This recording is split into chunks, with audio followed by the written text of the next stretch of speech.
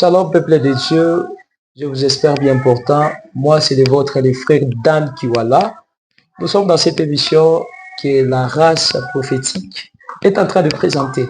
Et je suis avec un homme de Dieu bien. Je pense qu'il y a d'autres personnes qui les connaissent, mais il y a aussi des personnes qui ne les connaissent pas encore. C'est pourquoi nous allons lui laisser la parole et il va essayer un peu de nous parler. Merci beaucoup, l'homme de Dieu. Nous vous bénissons encore une fois de plus de nous recevoir sur cette plateau. Merci. Et si votre humble serviteur, Samuel Ras. Merci beaucoup. Sinon, aujourd'hui, je suis avec le prophète. L'autre fois, on a eu à parler sur l'histoire d'Adam. Mais aujourd'hui, j'ai quelques questions à poser au prophète.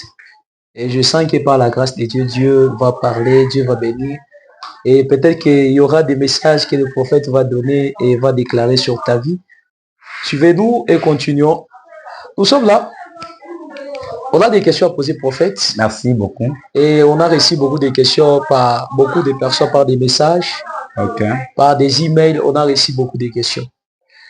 Et parmi ces questions, il y avait beaucoup de personnes qui ne croyaient pas que Jésus-Christ, il était mort pour nos péchés.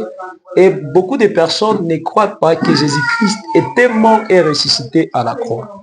C'est pourquoi j'aimerais que vous puissiez un peu nous expliquer sur le mystère de la croix et sur le mystère de la résurrection de Jésus-Christ. Pour ça, lorsque vous allez nous expliquer, nous allons poser nos questions maintenant. En fait, là, il y aura quelque chose, il y a des grandes choses à parler là, mais je crois que le temps ne nous fera pas du bien. Okay. Si nous voulons retourner dans la Bible, Jésus n'était pas mort lorsqu'il était sacrifié à la croix. Wow. Parce que le Christ est mort avant, après Jésus est venu mourir dans le Nouveau Testament. Oh là là. Parce que le Christ, c'est l'esprit qui était mort avant. Wow. Et le Christ était mort au temps de Jonas. Le Christ était mort trois jours dans le ventre parce que Jonas représente la colombe. Oh là là. Et c'est l'esprit de Dieu. Quand nous parlons de la colombe, c'est l'esprit. L'image de l'esprit. L'image de l'esprit en fait. Et lorsqu'il était mort, c'est pourquoi Jésus, lorsqu'il est arrivé, il a dit, je vous donnerai le signe de Jonas. Wow. De la même façon que Jonas a fait 3 jours dans le ventre du poisson, le Fils de l'homme le fera. Wow. C'est pourquoi le Fils de l'homme, ce n'était pas le Fils de Dieu. Wow. Le Fils de l'homme, c'est Jésus, mais le Fils de Dieu, c'est Christ. Ah. C'est pourquoi Christ a dit dans sa parole que aujourd'hui, il a dit que voici mon Fils bien-aimé en qui mon âme prend plaisir. Le Fils là que Dieu était en train de parler ne parlait pas de Jésus. Wow. Il parlait de Christ. Ah. Parce que le Christ a été engendré, mais Jésus a été enfanté. Oh là là, c'est très fort, c'est très fort. C'est de là où nous allons comprendre que le Christ, le mystère de la mort de Jésus, Jésus est venu mourir en fait pour accomplir. Pour accomplir ce que le Christ avait fait. Donc il est venu accomplir. Il est venu accomplir, oui. Ce que le Christ avait fait. Ce que le Christ avait fait. Ce que l'Esprit avait fait. Ce que l'Esprit avait fait. Wow. Parce que même dans la création du monde, avant que Dieu crée des choses, il a créé d'abord des choses invisibles. Wow. Et après des choses invisibles, c'est de là où il a fait aussi des choses visibles. Donc les sacrifices s'est fait d'abord dans l'invisible. Dans l'invisible, en fait. C'est ça, oui. Ok. C'est de là où le Christ est venu accomplir et son objectif, c'est pour nous libérer dans la prison où on était. Nous étions comme en Égypte. Wow. Quand nous parlons de l'Égypte, nous étions dans une esclavagisme, dans la puissance du malin. Wow. Dans la réclamation, même si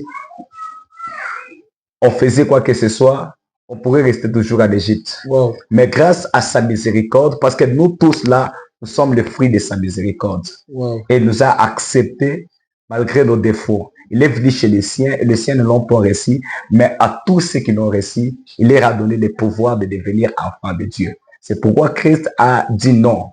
Je dois y descendre moi-même afin de sauver l'humanité. Et parmi l'humanité, prophète Dan, tu es là. Moi, je suis là. Yes. Nous tous, nous sommes là. Alléluia. Et le Seigneur a accepté de nous sauver afin qu'on ait les privilèges du salut et de la grâce. Wow. C'est comme ça. Si on part dans le cadre, vous avez pris...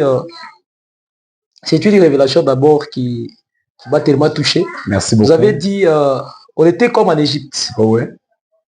Donc après l'Égypte, c'est le désert. Après l'Égypte, c'est le désert. Mais dans les déserts, on a dit, pour traverser les déserts, on doit d'abord maîtriser la loi. Maîtriser la loi, oui, oui. Donc, avec Jésus-Christ, est-ce que nous sommes aussi appelés à vivre sous la loi et maîtriser la loi selon la loi ou bien? Merci beaucoup, l'homme de Dieu. Ce sont des questions bien que j'aime. Wow. Vous avez dit bien, après l'Égypte, c'est le désert.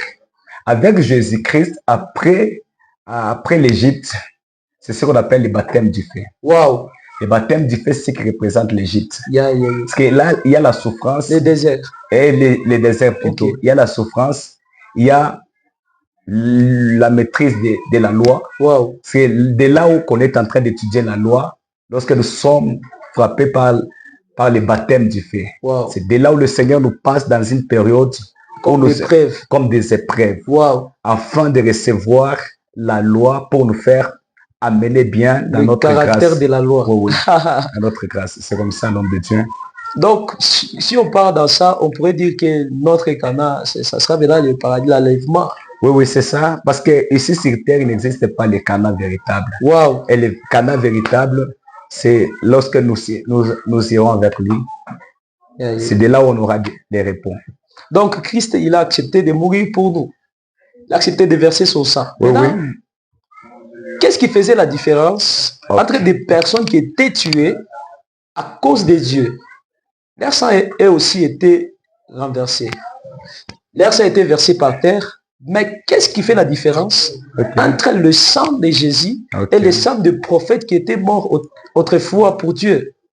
Bon, la différence est claire, l'homme de Dieu, parce que tous les hommes n'étaient pas de Dieu. Mais Jésus n'était pas un homme, il était Dieu. 100%. Parce qu'en lui, il y avait toute la plénitude de la divinité. Lui déjà, il était Dieu. Et sa mission était pour l'humanité. C'est lui-même le créateur. Lorsqu'il a parlé avec le pharisien, il a dit, avant que même votre père Abraham fit, moi j'étais. Parce que c'est un langage de vous dire qu'il était là. C'est lui-même qui t'a créé. C'est lui-même qui a créé ton père et ta mère. Tu dois savoir qu'avant même que ton père soit là, avant même que la création soit là, c'est moi qui étais là. Donc, lui, il était. C'est lui-même la parole. C'est lui-même la parole. En fait, là-bas, il était la parole et c'est la parole là qui s'est fait chair. Et c'est la même parole qui s'est renouvelée comme l'esprit, les souffles. Les souffles. Là, les souffles là qu'on appelle les Ruach HaKodesh. Les souffles de Dieu. Il était le souffle de Dieu. Le même souffle, c'est le même qui s'est transformé en fait en chair. Et c'est le même souffle là qui nous a sauvés. C'est le même souffle qu'on appelle la révélation, c'est l'esprit de Dieu. Donc, c'est tellement fort. Nous tous, on était en Égypte. On était comme des esclaves. Donc pour nous, l'Égypte, c'était d'abord dans le monde. Lorsqu'on n'a pas connu Christ, on n'a pas réussi. Oui, c'est ça. Lorsqu'on reçoit Christ, on entre maintenant dans les déserts. C'est pourquoi les déserts, c'est tellement ride. Et nous sommes en train de passer, parce qu'il y a de ces personnes, ils reçoivent Christ. Mais on dirait comme si les caractères de l'Égypte, l'ancien là, l'ancienne personne, on dirait comme s'il continuait à se manifester. Maintenant, qu'est-ce qu'on pourrait faire afin de faire taire cet ancien là? Vous savez, même Paul était en train de dire que j'ai trouvé à moi une loi qui lutte contre la loi de mon entendement. En fait, c'est de là où il était déjà quitté dans ce monde.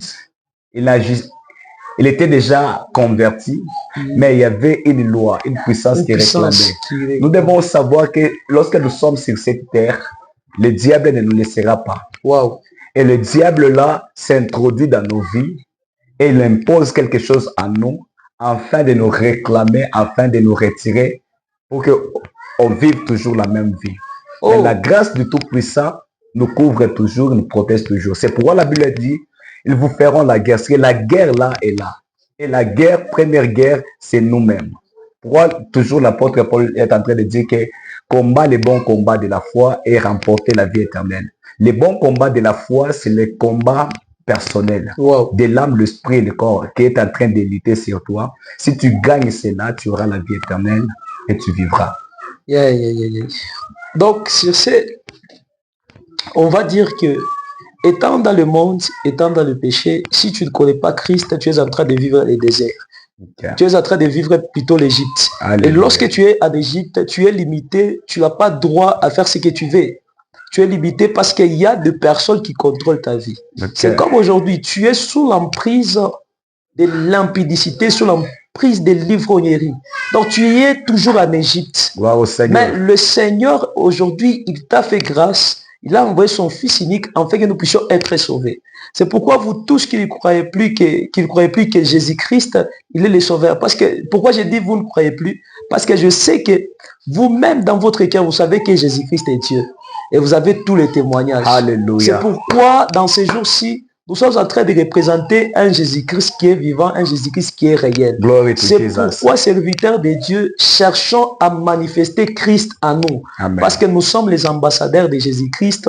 Lorsqu'on nous voit, on voit Christ. Alléluia. Dieu nous a donné toute la plénitude et la puissance afin d'opérer. C'est pourquoi manifester Christ et Dieu va tellement nous bénir. Amen. Cherchons aussi à bien traverser le désert. Parce que, prophète, le désert, c'est tellement dire, c'est pas facile. Okay. C'est pas tellement facile. Parce qu'aujourd'hui, avec la chair, nous sommes attirés par des désirs de la chair, par la convoitise, donc par la cupidité, par l'argent, par les choses qui concernent ce monde. C'est ça. Maintenant, j'aimerais comprendre et savoir, étant accablé par ces choses, mais tu connais déjà Christ, tu l'as déjà réussi en toi. C'est la question que, en fait, j'ai cherché à vous avez dit, dès qu'on sera sur la terre, le diable ne va pas nous laisser. Ouais. Parce qu'en réalité, il cherche aussi à nous attirer dans ce qu'il avait fait. Il cherche à ce que nous puissions aussi perdre cette image de Dieu qu'on avait. Okay. Cette image de Dieu qu'on avait reçue par le Seigneur Jésus-Christ. Parce que nous, on n'est pas comme Adam qui a reçu directement l'image de Dieu. Nous, on obtient l'image de Dieu lorsqu'on reçoit Christ à nous. Amen. C'est pourquoi je crois que Dieu va aider la vie d'une personne par ça, parce que vous venez de dire. Amen. Et que Dieu va sauver une personne. C'est pourquoi toi qui nous écoutes, j'aimerais te dire, afin de tuer l'homme ancien, afin de tuer ses désirs, cherche à ce que tu puisses rester, tu prends tous tes moments, tu restes dans la présence de Dieu. Parce que étant dans la gloire, l'homme charnel ne peut pas se manifester dans la gloire. Gloire au Seigneur. C'est pourquoi personne ne pouvait entrer dans les lieux très saints s'il avait la chair. Alléluia. Pour entrer dans la gloire, tu dois d'abord tuer la chair. C'est pourquoi cherchons à entrer dans la gloire. Et je sais que Dieu va bénir la vie d'une personne. Nous, c'est le race prophétique. Nous sommes en train de présenter cette émission. Et je sens que Dieu va aider la vie d'une personne par ça, par ce que le prophète vient de nous partager. Et moi-même, d'abord, j'ai été béni, prophète. Merci beaucoup également. J'ai été tellement béni. Que c'est Dieu qui vous parle, qui vous inspire, qui vous accorde aussi la même grâce afin de parler de la part de Dieu. Amen. Parce qu'aujourd'hui, il y a beaucoup de personnes qui se perdent, beaucoup de personnes qui s'éloignent de Dieu. Il y a de ces personnes qui ont déjà reçu Christ, mais à la fin, on dirait comme s'ils sont en train de rétrograder. C'est pourquoi que Dieu nous accorde aussi votre grâce, afin que nous puissions parler aussi de la part de Dieu et convaincre et ramener les personnes à Jésus-Christ. Donc on a été bénis, que le Seigneur et bon Dieu vous bénisse. Nous vous disons à très bientôt. Merci. Merci.